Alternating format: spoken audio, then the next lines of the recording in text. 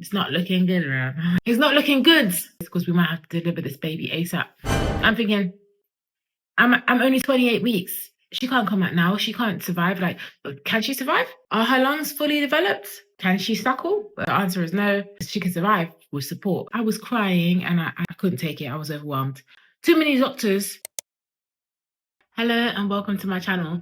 Today we're going to be doing a story time video. It's a bit different than what I usually do, but I think this is going to be great. So let's get into it. So basically, I always say I'm a mother of two. So my youngest is coming up to 5 years old in like a week or two, which is going to be very exciting. I just wanted to point out that my first child, my son, he was born a tiny baby. So he was actually 2.2 kg when he came out, which is 4 pounds and 14. 2.2 kg, definitely a bag of sugar. So he was a small baby. Because of that, he had to be monitored. So every 2 weeks from 32 weeks, I think it was, I had to come in and I had to get a fetal medicine unit scan. I was induced with him at 37+1. The reason being was because I had reduced fetal movement on 3 occasions. And on the 3rd occasion, it was 37 weeks. So they said, you know what, might as well induce you. Now I'm having my daughter. I was expecting she might be a bit small. They wanted me to take aspirin from 12 weeks, which I didn't do. I don't like taking medication. I didn't understand why my bladder needed to be thin. I wondered later on in the pregnancy if I should have just taken aspirin or not. And then I don't know. Anyway, so I was like, I'm just going to keep an eye on the baby. By the time I get to like 20 weeks, I'll see if she's small. And if she's small at that scan, then I'll start taking the aspirin. At that scan, she was doing okay. So I didn't take the aspirin. But from that point, she just started getting... So basically, they have a percentile from maybe 1 to 99th percentile. And she was going down like maybe the 22nd, the 9th. At one point, she was on like the 2nd or 3rd centile. So that's completely unusually small, maybe they would say. So I had to keep coming in for scans. I had to do CTGs as well. And when I did, basically CTG is a cardiotography reading, and it measures the heart rate of the baby, and it also measures if there's any contractions, and it's got to meet a certain criteria for the doctors to feel confident and send you home. And that criteria is called the Dawson-Redman criteria. I actually read up so much about it, watched YouTube videos about it, because I was like, what is this stupid criteria that she needs to pass in order for me to get my ass on home? Because I'm tired of living in this hospital. I was in the hospital on 3 occasions. I was admitted and stayed in there. Like, I had to sleep there, had showers there. And you know what? I was getting like kind of low-key, I don't want to say the word, but depressed, because I'm behind a blue curtain. I can hear Miss over there snoring. I can hear Miss over there coughing. Eat breakfast here, eat lunch here. No, I didn't like it. And I was quite lonely because my partner had to work, my mom had to work. So let me tell you the first time, and let me show you why this is a miracle story. If you are having a baby, if anything's going on in your life right now where you might be in doubt, let me just show you that God can come through for you, because you know why I know? God came through for me. Like I say, I don't do nothing to deserve this. This is God's love for me. There's nothing I can do to deserve it. And same with you. So let me get into the story. So when I was 28 weeks, I came into the hospital for my CTG, which I have to do every 2 weeks. The reason why I first had to have a CTG is because I had reduced fetal movement on 1 occasion and 1 occasion only. I was pretty much confident that she was moving and she was kicking. And at 28 weeks, they said, we're not happy with the CTG, we're going to keep you on the monitor again, which technically they don't really do, but they did keep me on it. They monitored me. They brought me to a close observation unit, and they had to keep seeing if she meets the criteria. She consistently didn't. So they were saying to me, listen, it's not looking good. It's not looking good. I'm laughing now. In the future, it's easier to laugh, which is great, thank God. They said it's not looking good. I'm going to keep a close eye on you, but you know what? I don't think you should eat anything else because we're preparing you for a C-section. If you allow us, we're going to give you 1 set of steroids, another set of steroids, because we might have to deliver this baby ASAP. I'm thinking, I'm only 28 weeks. She can't come out now. She can't survive. Like, can she survive? Are her lungs fully developed? Can she suckle? The answer is no. She can survive with support. I was crying and I couldn't take it. I was overwhelmed. Too many doctors surrounding the bed with a story that I don't want to hear. I don't want injections for starters. I know I'm pregnant, but I don't want injections. I hate them. I want to be closely monitored. I don't want to be on this machine with gel on my belly every second. And I just really didn't like it. An ambulance was there within 5 minutes. I was crying. I called my partner. I said, listen, I don't know if I have to give birth or not. I don't know if they're going to give me a C-section or not. Get your ass here. He has work.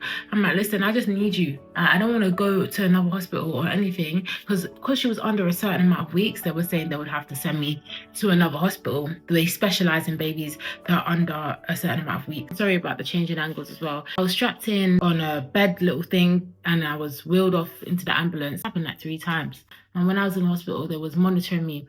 The other hospital, they're like, we're going to keep an eye before we do the C-section, because C-section is not really what we like to do. But I want to keep you informed about what could happen, you know. My friend from church, yeah, thank you, Lord, she came, we shared chicken katsu in the hospital, and she helped me to feel a little bit better. So basically, I have a group chat with all my church girlies and stuff. I very much encourage you to have a group of people whose faith will be strong when your faith is getting weak, who can pray on your behalf. When more than one people group together and they pray together, Jesus is in the midst, and it can give you some confidence. Because you know what? I was bawling my eyes out, sobbing my eyes out, saying to myself, I don't want to have to give birth at 28 weeks. They're saying that C-section is going to leave you in a position where you might not be able to do things for yourself. You're going to need to be able to get the breast milk to the hospital. She's going to be fed through a tube. She's going to have to breathe through a tube. If they're born under a certain amount of weeks, they can have something in their brain, like a red dot or something in their blood in their brain, and it can affect their development. And I was just like, no. Jesus, Holy Spirit, Father, yeah, listen to my heart right now. I need you. Please, I calculated the days because I had a countdown to 37 plus 1 week on my phone. I said, Lord, please, can I have this pregnancy for 55 more days? I said, if I can get through 55 more days, she'll be 37 plus 1, because I don't want her to be born on the 13th. So in that time, now my faith was tested. I had to come to the hospital every 2 weeks for CTG because they wanted to check. Sometimes it didn't meet the criteria, so I had to get admitted to the hospital. 2 more times I got sent to the other hospital where I had to be closely monitored again. They check you in the night time, you're woken up. More time I was by myself behind a blue curtain, and there was an uncertainty about whether or not that I would have to have a C-section. Sometimes they would go as far as to say to me not to eat anything because you might have to have a C-section. And I just kept praying to God. I was quite sad in the hospital, I'm not gonna lie. It was a journey. It's not like I prayed to God and everything boom was fine. I still had to come to get my CTGs. I still had to come for a scan. And I kid you not, I had a CTG at like 36 plus 5 days gestation. I went in. For some reason, there was only one nurse in the hospital and she walks off and she never comes back. So I'm just standing in the hospital like kind of vexed, like I've got somewhere to go. I wanted to go to church later on in the day, and I was like, I just want to get a CTG over and done with. And the sad thing about it is when I had an event to go to, all plans could get cancelled because the CTG criteria didn't meet. But because no one was there, I was able to go to church, have a nice day. A friend got baptized, and then after we got some lunch or some dinner, should I say. It was some nice Italian lasagna bites on a bed of rocket, and it was delicious. Because no one was in the hospital on that day, I had to come in on the 14th of May, so that was a Tuesday, and that was when I was 37 plus 1. Can I get an amen?